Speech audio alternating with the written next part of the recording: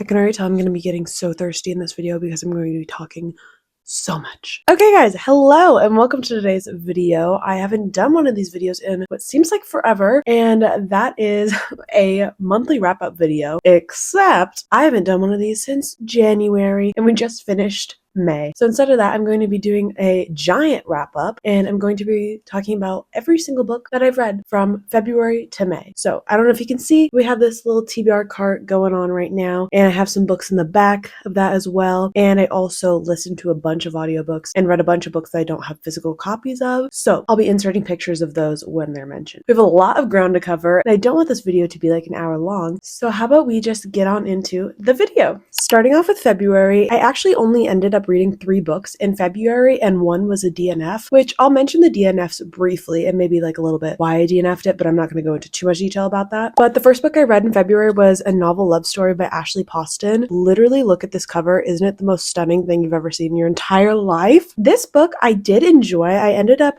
sorry, if you can see in the mirror, if you can see my iPad in the mirror, I'm referencing like the star ratings that I gave these books because I cannot remember a lot of the times. So I ended up rating this book a 3.5 star. Overall, I did really enjoy it. I feel like for it to be in the romance category, I think there was definitely a level of romance in this book, but I think I wanted a little bit more. The setting is so fun. It's about like this girl, she's obsessed with romance books, and so one day she gets into this sort of like a accident in her car, nothing serious, but she gets stuck into this like small town, but the small town is actually the small town in her favorite romance book series. So it's very fun. There's also a little bit of like a mystery element too, and I really enjoyed this. I kind of want to reread it again because I think I would like it more the second time. It's just like going into it thinking it's going to be like a heavy romance book, or like the majority of the plot is going to be romance heavy. I think I was a little bit disappointed, but I would want to reread it again. I would recommend it for sure. The next book I read was Tress of the Emerald Sea by Brandon Sanderson. This was my first Brandon Sanderson book, and honestly, I was a little bit disappointed. I ended up giving this 3 stars. It is definitely like a cozy fantasy, and we follow this girl Tress who's on a mission to kind of like save her friend Charlie in a way, and she goes on this big adventure, meets all these different characters, and it was very sweet and like fun, but I found myself a lot of the times just like kind of bored,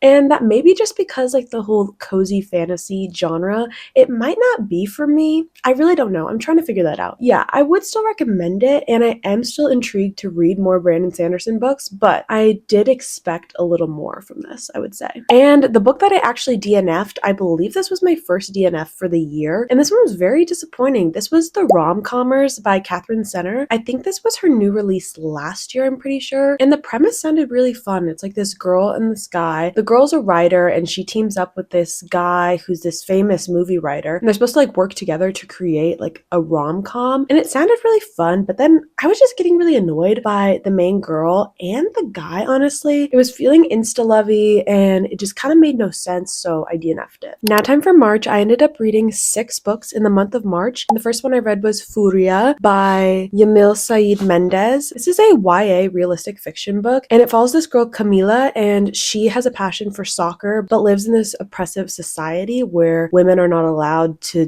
do anything like that or do anything out of like societal norms for women, and her family life is rough as well, and the town she lives in, and it's very dangerous for women her age and women of all ages pretty much, and so she kind of tries to like break down the barriers in her town. She ends up joining a soccer team in secret. There's also a romance element too, which I enjoyed. I ended up rating this 3.5 stars. I did enjoy my time with this. I listened to the audiobook of it mainly, and the audiobook was super good, so if you're in the mood for like a good realistic fiction audiobook, I would highly recommend this. And yeah, I just noticed it's a Reese's book club, so I guess it might be kind of popular. I haven't heard anything about it before, but I did enjoy this a lot. The next book I read was my second DNF of the year, and that was A British Girl's Guide to Hurricane and Heartbreak. This is the sequel to A Cuban Girl's Guide to Tea and Tomorrow, and I loved that book so much. It's a YA romance book, and this is kind of like the spin-off version of that, and this follows the sister of the male love interest in the first book, and it was fine. I don't know. I was just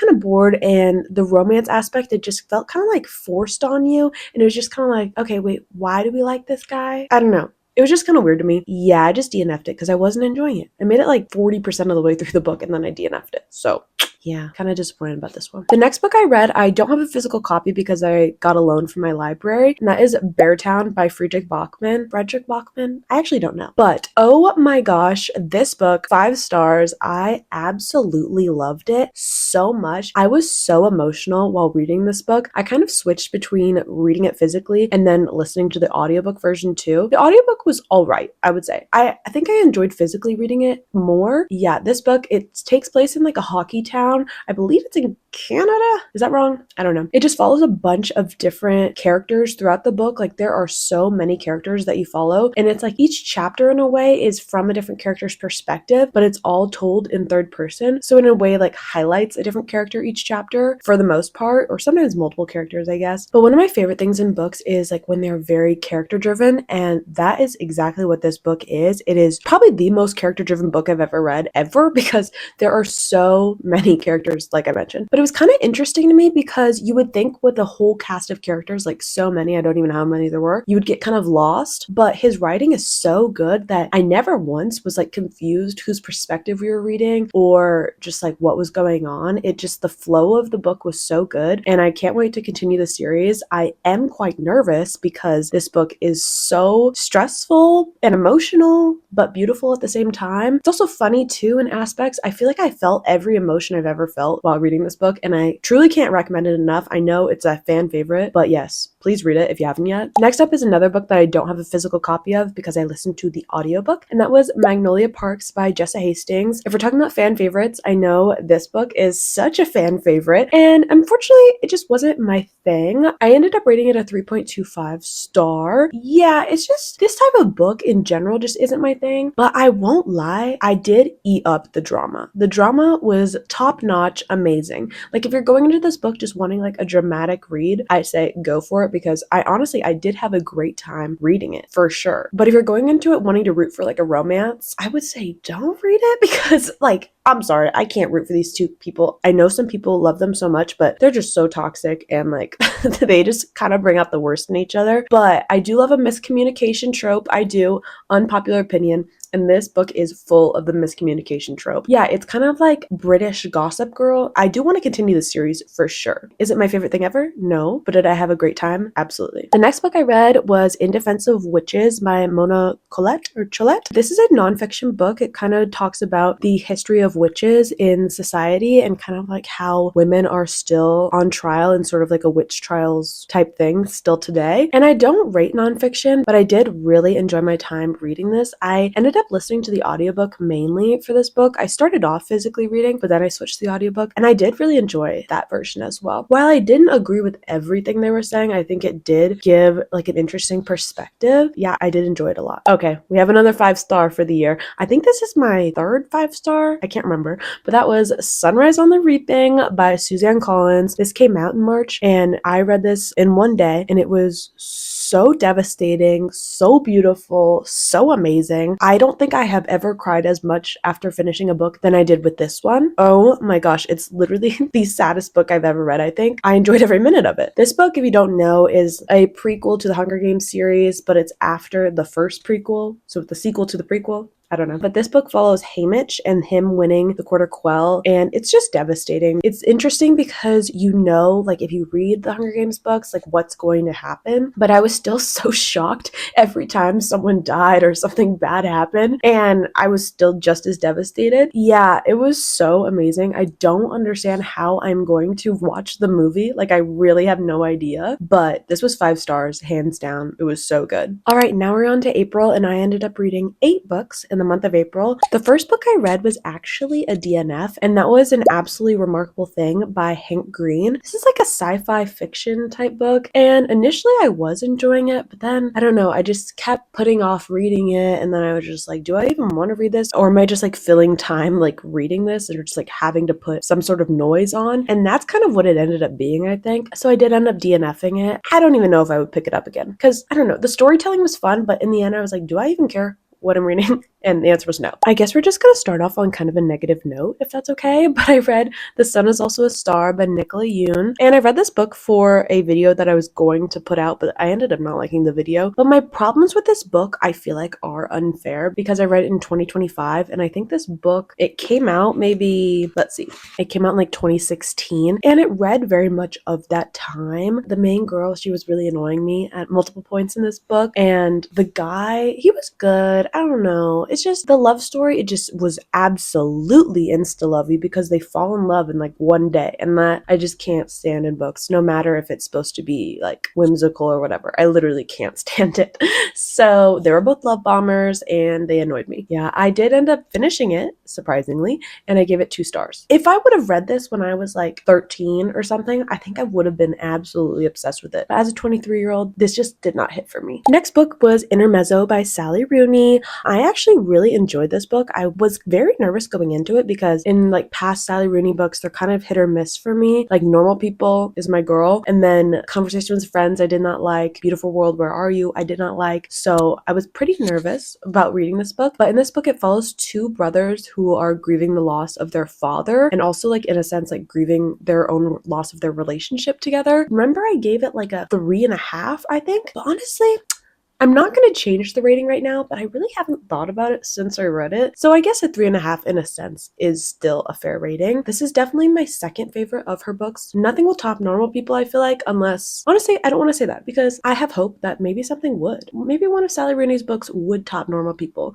but that is a high feat. Next book is First Time Caller by B.K. Borison. This is my first B.K. Borison book, and I know this book had a lot of hype for it. It's kind of like a Sleepless in Seattle-esque romance. And this one, it really just did not hit for me. Like the beginning I was really liking, but then the guy started kind of freaking me out and he was giving like love bomber vibes, which no, we don't do here. The main premise of the book is that the guy in it, he works for this radio station. He does like love advice and like relationship advice. And one day there's this girl, like 12-year-old girl or something, that calls in and asks for relationship advice for her mom. And the mom is actually the female love interest in it. And so she gets on the phone call and their conversation, like hers and the guys, kind of goes viral. And so people are kind of wanting to see like her find love or whatever. And it's this sort of like series that they do. And like obviously they become interested in each other. And the concept, perfect. It sounded great, but I don't know. It just kind of fell flat for me and I truly haven't thought about it since. There is, I think, a sequel coming out next year sometime. I would consider picking that up for sure because I actually did really like the writing of it and the pacing. It's just like the guy was kind of annoying me and you can't really read a romance book if you're not liking one of the main love interests, you know? So that's how I felt. The next 2 books I read, I'll just talk about them really quick. I read them for my class that I was taking, 2 separate classes actually, but the first was The 4 Agreements. This book was really interesting. I'm not going to give a rating because of nonfiction, obviously. Yeah, this is a book that I've always wanted to read. I've heard a lot of people talk about it. There were definitely some things about this book that I didn't necessarily agree with, but I thought it was an interesting read. Like a lot of things I had to say, I think were very impactful and I thought could be used in like everyday life. And I've actually thought about this book a lot since I read it. And for another class, I read Emotional Intelligence 2.0, and this was actually really good. I feel like it gave a lot of good examples about how to like better yourself with your emotional intelligence, offered a lot of interesting perspectives. Like I said, the real life examples kind of made it a little more digestible in a way. This next book, if we want to talk about disappointing reads, Say You'll Remember Me by Abby Jimenez. I loved Just for the Summer by Abby Jimenez. I read that like, I think at the beginning of this year. Was it the beginning of this year? I'm pretty sure actually. I gave that 4 stars. I need a sip of water. I really enjoyed that book a lot. And so obviously I was eager to read her new release. Like this book was just so sad and just like so depressing. Like I'm all for having some sad moments or just like more serious moments in romance books. But I was just kind of like, when is this ever going to get good? Like the whole time, like my chest physically hurt while I was reading this book because it just felt like everything was going wrong. And as I've mentioned a couple times already, I cannot stand love bombers in books. These 2 people, they really gave off love bomby vibes. After their first date, you're telling me the guy is like, hey, we should start a long distance relationship? excuse me? Like, there is no way. Because that's a main aspect of this book, is that the two main characters, it's kind of like right person, wrong time. So they start off their relationship, like, I think he lives in Michigan or something, and she lives in California, I'm pretty sure. And they like are constantly like flying to see each other, like whenever they can, like once a month or something like that. And both of their lives are honestly like really sad. So it kind of felt like in a way they were more in love with the idea of like escapism and like escaping their everyday lives when they were with each other than like they were actually in love with each other. Does that make sense? Because that's what it felt like. I don't know. Did not like this book. I gave it 2 stars. It looks like I gave it 2.5 stars, but I would give it 2 stars. I really didn't like it. Yeah. Next book is Gifted and Talented by Olivia Blake. This is my first Olivia Blake book. She intimidates me like no other because I feel like all of her books are so different, and I've heard so many mixed things about her books. So I will say I did enjoy this book. I ended up giving it 4 stars, but I do have a little bit of a bone to pick with this book. I can't lie. So the main premise of this book is that there are these 3 siblings and their father has just passed away, and they're kind of deciding who's going to inherit their father's company. And there's also this like sort of thing with like magical abilities, like who's going to inherit that too. And that brings me to my main gripe with this book, is that based off the premise alone, I feel like it was marketed incorrectly, if I'm going to be honest, because in the synopsis it talks a lot about like magical powers and like magical family, and I was like, oh my gosh, this literally sounds like the Wizards of Waverly Place movie. That's what I was telling everyone when I was reading this book, and I was telling them what it was about at the beginning because I thought that's what the book was going to be. But honestly, like the magical elements like really take a back seat in this book, and they're not super prevalent at all. I would say that sometimes I forgot that that was an element of the book at all. There's like one aspect where the brother, he keeps like dying and they don't know why, and he keeps coming back from the dead kind of. So in that way, there's kind of like that magical, I guess you would say, element. And there's also this like ghost element too. But I just kind of wanted more magic, and that might just be the crazy fantasy person I am, but I wanted more magic. I wanted a magic system because I think this idea could have been so cool, and that's why I was kind of disappointing. But it's like, on the other hand, if the author didn't want to do that, that's all good, that's all fine, because I still ended up really enjoying the book and I had a great time reading it. I think I was a little disappointed for the reasons I mentioned, but I still ended up rating it a 4-star because I thought it was really fun and I did really like it. And the final book that I read in the month of April was A Great Big Beautiful Life, Great BBL by Emily Henry. This was one of my most anticipated reads of the year. When I initially read it, I ended up rating it 4 stars, but honestly, if I was going to officially do that right now, like I think I would give it like a 3.25, 3.5. I just really haven't thought about it like at all since I read it, unless it's like a friend asking me what I thought about it or just people are talking about it in public. I did end up listening to the audiobook, and maybe I should have physically read it. I don't know. But yeah, this just wasn't my favorite of Emily Henry's. So the fact that it was written by Emily Henry, maybe I'm being a harsher grader. I don't know. My problem with it is not that the romance in it took kind of a back seat. That's not my problem at all. My problem is just like, I don't know, it just felt kind of confusing, like what we were focusing on. And like, I don't even know how to explain it, I guess, like what I didn't like about this book. I think one of my main things with the book is I'm so annoying and I keep talking about like insta-lovey stuff, but it felt like the two main characters, I felt like it was a little insta-lovey, because in other Emily Henry books, it's like for the romance specifically, you can really tell that like the two characters really love each other because of like all these situations that they go through and like challenges they overcome, whatnot. But it kind of felt like in this book, it was just kind of like they were super attracted to each other and then got together and then they're like, I'm in love with you. And I'm like, what? It just felt like their relationship didn't have any sort of like foundation, if that makes sense. Yeah, and then we have the whole thing with Margaret, I believe, who is like telling her story, which I did enjoy that, but then I got bored of her story, so I don't know, it just wasn't my favorite. I think maybe I would reread it another time. All right, now on to May. I ended up reading 13 books in the month of May, my biggest reading month so far, actually. And the first book I read was a nonfiction, and that was The Friday Afternoon Club by Griffin Dunn. It's his autobiography, and it was very interesting because I did not know who Griffin Dunn was. I can't lie. But that's not really important for the book, but it really talks about like what it's like to grow up in Hollywood and be friends with the Kennedys, and like there's all these tragic things that happened to him too. Carrie Fisher was his girlfriend at one point, like best friend, and like a tragic thing happened to his sister. But overall, I thought his storytelling was really good. He kind of like makes fun of himself a lot, which was very interesting to listen to. I I listened to the audiobook of this. I forgot to mention. For these types of books, I generally listen to the audiobook format. I just feel like it's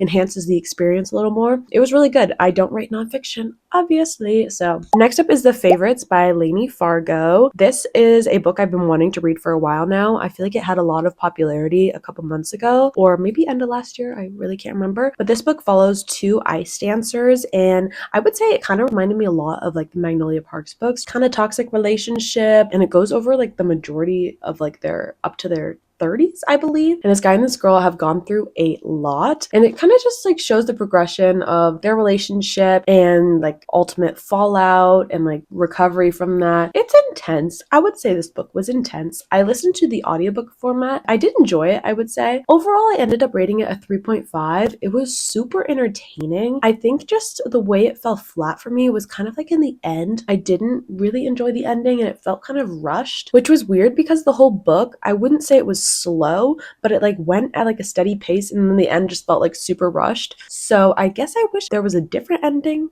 I guess. But yeah, I did enjoy my time. Next book was Emily Wilde's Encyclopedia of Fairies. This was a really big disappointment for me. I was really expecting to love this a lot, and I explained in the video that I read this in, but I think my main problem with it was the format that the book is written in. It's written in like journal entries by Emily Wilde, like our main character in this book. I think that format just didn't work for me physically reading it. I think what I want to do in the future, because I do want to reread it, I think eventually, my friend said I need to read it in the fall or winter, which that makes sense to me. But I think I want to listen to the audiobook format. I think that would just be more enjoyable because this book has every aspect to be a 5-star read for me, but I just wasn't connecting with it. And I think, like I said, that's primarily to do with the format. So I ended up rating it a 3-star. That's kind of like a placeholder rating, I would say, because I know I will like it more than I did this first time reading it. I just need to give it another shot. That's my review right now. Next is The Rose Bargain by Sasha Payton Smith. This is my gorgeous Fairy Loot edition. I had seen so many people talking about this book, and I had recently got it in a Fairy Loot monthly subscription. So I was like, oh my gosh, I have to read it. And this was all right. I would say I don't understand the hype. I can't lie. Like, it is a bingeable book, and it was enjoyable to read, but it was very predictable, and there were aspects of it that I just didn't enjoy. It kind of takes place during like Regency times in England, and one day as the girls in the society are being like presented to society, they find out that the prince in the kingdom is looking for a wife. But the thing about this prince is that he's actually a fairy, and the queen in this realm is a fairy as well. And so in order to have a chance to woo the prince and have his hand in marriage, they have to go through all these trials that are like actually insane. And I would say that was a really fun part of the book, were the trials. I wouldn't say fun, I guess, but that was very interesting because they're crazy. So our main character is participating in these trials, but she is also like being trained kind of in a sense, or like being helped out by the prince's brother, who's mortal and like not a fairy. And so he's kind of giving her lessons on like how to woo the prince or whatever, things to do. They kind of form a relationship, and it's obvious that like there is a certain relationship in this book that we're supposed to be rooting for and supposed to like. But for me, it felt like the author was telling us that's the relationship we were rooting for, but wasn't really giving us any examples as to why we would be rooting for this character in the book. But there were some plot twists in this book. I did predict them, I would say. Like, it is very predictable. I would consider reading the second book in this series because I think there's another one that's coming out. So yeah, it was enjoyable. There were parts that annoyed me, but I ended up giving it a 3.5 star. The next two books I read were both autobiographies, so I'll just mention them really fast. The first one was The House of My Mother by Sherry Frankie. This is about the story of the daughter Sherry Frankie and 8 Passengers. It was like this really popular YouTube channel. I remember like watching a couple of their videos when I was younger, and yeah, it just goes over the horrible things that her and her family had to go through. And you'll see kind of a theme here about the books I was wanting to read at this time,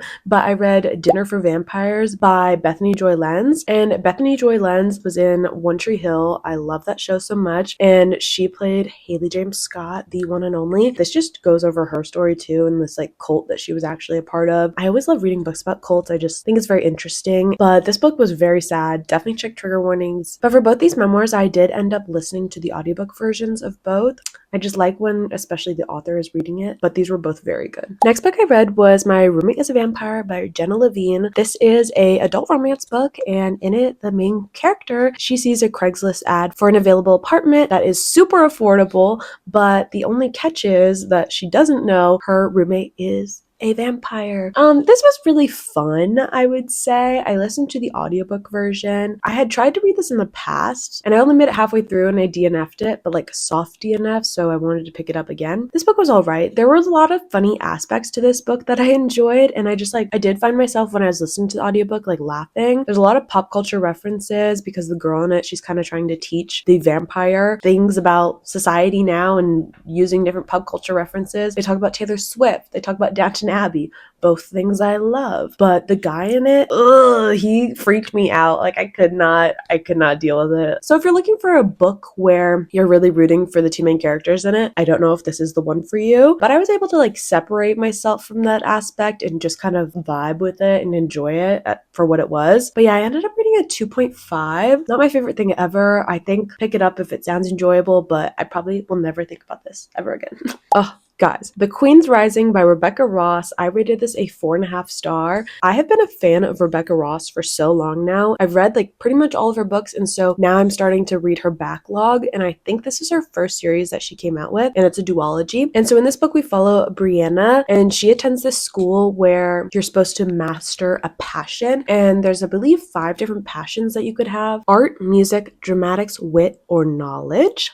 I kind of forgot them. But in this kingdom, there is a corrupt government at play, and so Brianna is trying to overthrow that government with the help of some certain individuals. And that's just kind of like a general synopsis of what happens in this book. There is so much that happens. The love story in this book, I am obsessed with it, and I can't wait to read the second one. I just got it in the mail yesterday, so I'm so eager to read that. But yeah, this was 4.5 stars. I will truly read anything by Rebecca Ross. I think she is a master with words, and she just writes the most beautiful books ever and makes you love every single character. Yes, love this a lot. The next book I read was Prince Caspian by C.S. Lewis. This is my 3rd book in the Chronicles of Narnia series that I've read, and this was such a fun read. I read this in my 24-hour readathon challenge. This book is like 216 pages, I think, or something like that. This was so fun to read before bed. The Prince Caspian movie is literally one of my favorite movies of all time, so it was fun reading the book that inspired that movie. And I said this for The Lion, the Witch, and the Wardrobe when I read it, but I just feel like the movies provide more detail than the books do, but not in like an excessive way where they're like steering away from the plot. It just feels like they just add a little bit more. Like the books feel so rushed sometimes when I'm reading it, and I feel like that is just like never the case, like when comparing a book to movie. But I did enjoy this a lot. I think this is my favorite so far out of the other books in the series. And in terms of a rating, I don't rate classics, and I consider this a classic, so I'm not gonna rate it. Speaking of not rating books, we have Crying in H Mart by Michelle Zauner. I am so glad that I read this memoir. I have been wanting to read it for so long now, and I again read this in my 24-hour readathon. Michelle Zauner, if you don't know, is a musician in Japanese Breakfast, and this book talks about like her difficult relationship with her mother and how she dealt with her mother's passing. I would just recommend pretty much anyone to read this book. It was very emotional, so be warned. It was just very beautifully done, and her writing I was just so impressed by. I think this is like her first book that she's ever come out with, and I was